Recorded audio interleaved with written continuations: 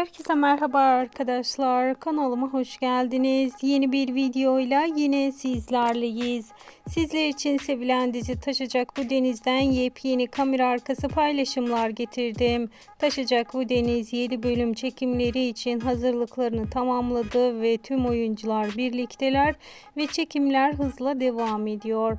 Taşacak Bu Deniz'in sevilen oyuncuları Burak Yörük, Ava Yaman, Deniz Baysal, Ulaş Tuna Aztepe birbirinden özel günlük paylaşımlarını sosyal medyada yayınladılar ve ben de bugüne özel sizlere ilettim. Gün içerisinde sizler için spoiler bilgiler de iletmeye devam edeceğim. Bunun için takipte kalmayı, bildirim zilini açık tutmayı unutmayın.